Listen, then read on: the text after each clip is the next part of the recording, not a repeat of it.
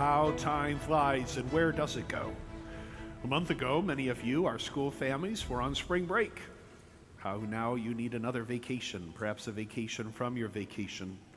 But it was a month ago today that was Holy Thursday, at the beginning of the sacred Triduum, the church's annual commemoration and recollection of those last hours of Jesus' life, the Passover, his passion, death, and resurrection. And in the Mass of the Lord's Supper that begins the Triduum on Holy Thursday night, the Gospel is always the 13th chapter of John, so that we can hear about Jesus washing the feet of the apostles, making them servant leaders, telling them, what I've done for you, I do as an example now. Go and do likewise. John's Gospel is 21 chapters long. 4 of those 21 chapters, almost 20% of his Gospel, is just that night. 4 chapters on those few hours that Jesus was in the upper room on Mount Zion, where the Last Supper and the First Eucharist were celebrated. And through John chapter 13, 14, 15, and 16, Jesus gives all kinds of prophetic words and information to his apostles, some of which was devastating and distressing, some of which was really great. In terms of the devastation, it was there in that room on that night that Jesus informed them one of them was going to betray him, the rest of them are going to deny him and scatter to the winds and abandon him during his hour of greatest need. They all denied that they would do that, and then they did it anyway. Jesus told them he would be arrested that night, put on a mock trial, and that he was going to be beaten without mercy and murdered the next day. Yes, that's all devastating and distressing. But then the good news, Jesus forecast his resurrection, his ascension into heaven, the descent of the Holy Spirit on Pentecost with tongues of fire. He even told them about his coming again in glory as our King at the end of time. It was a lot of information for the apostles to digest in such a short period of time, and they were pretty much stuck at his murder. Couldn't really hear or comprehend anything that he said after that.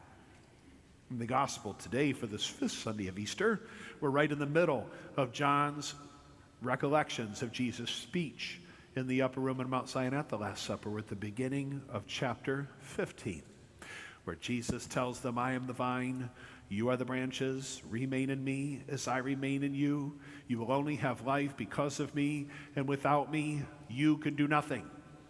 He is God. That means he is their creator. They would have no life without God. We would have no world without God. Jesus was speaking the truth. Without me, you can do nothing.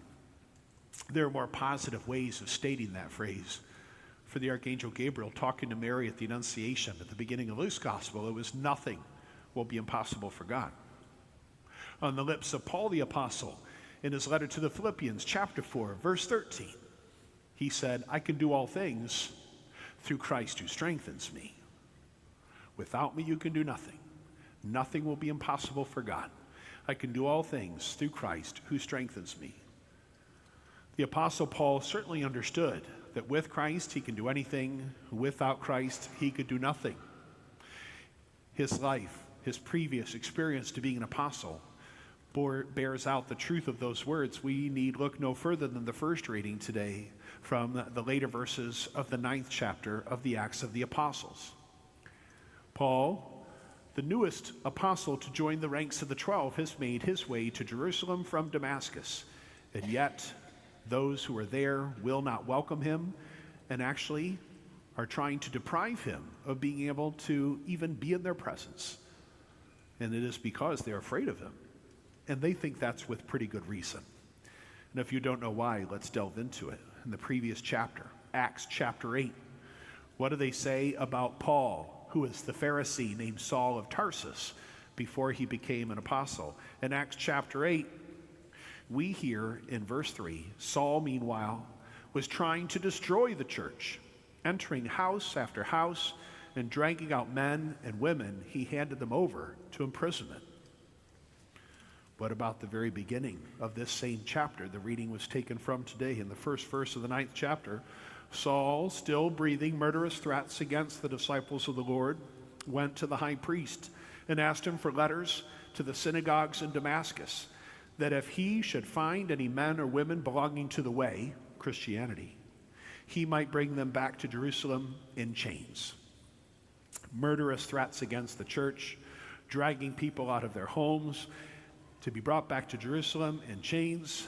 And it was well known that Saul of Tarsus, the Pharisee, had already conspired in the death of the church's first martyr, Stephen the deacon, and countless other martyrs after that. And as we heard at the beginning of chapter 9, he was going to Damascus with the intent of killing even more Christians. But apparently Jesus, the Good Shepherd, takes it very personally when someone is interfering with the sheep of his flock. Because at the beginning of chapter 9 of Acts, the risen Christ comes and finds Saul of Tarsus on the bloody road to Damascus. And he doesn't say, Saul, Saul, why are you persecuting them? He says, Saul, why are you persecuting me? And that will be the end of it. Saul is knocked down. He is blinded. He spends 3 days in darkness. And when finally he regains his sight and reopens his eyes, he doesn't see anything the same as he did before. Prior to this blindness, Saul of Tarsus, the Pharisee, looked upon Christ and Christians as the enemy to be destroyed. As Saul of Tarsus, the Pharisee, he would have looked upon Gentiles as half-breeds, not even worthy of life. And now that the murderer, the church's greatest enemy, is about to become its greatest champion, the murderer will be a missionary, becomes a brother to all those for whom he used to cause so much suffering, and his mission will be to the very Gentiles that he used to despise so much. Saul gets a new name. Paul, he gets a new mission. Stop murdering. Be a missionary instead. But not everyone thinks this is authentic.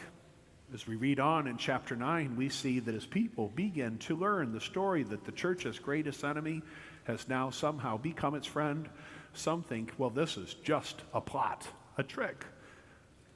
That somehow he's the Trojan horse, a wolf in shepherd's clothing, that he's seeking to infiltrate the Christian community so he can do even more harm from inside than he could ever do from outside. That is why in verse 26, the apostles are so leery of letting him have anything to do with the faithful. He wins them over by showing them the total transformation that God has brought forth in his life. And that is why they then permit him to do their work.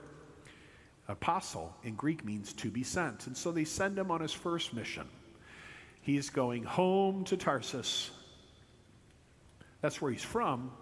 He will not be welcome there. Just as when Jesus went back to Nazareth and they tried to kill him, so too when Paul arrives in Tarsus, the Jewish people there, the other Pharisees, are going to look upon him as a turncoat and a traitor. How dare he become a Christian? Well, all of a sudden, Paul's hated by people on both sides.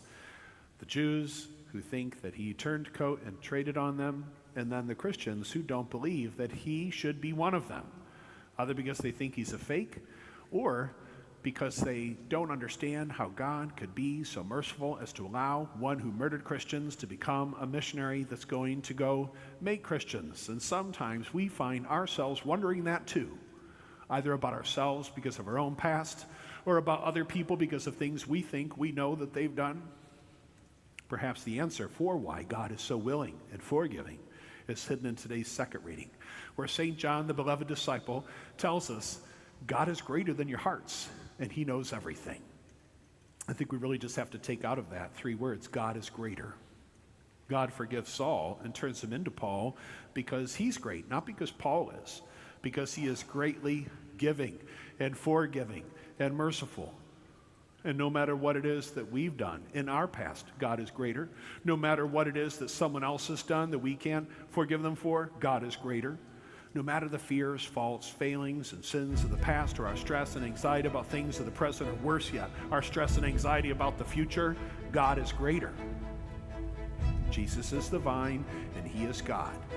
We are his branches, and we will have life if we remain in him and allow him to remain in us, as will soon occur at this altar in the most blessed sacrament.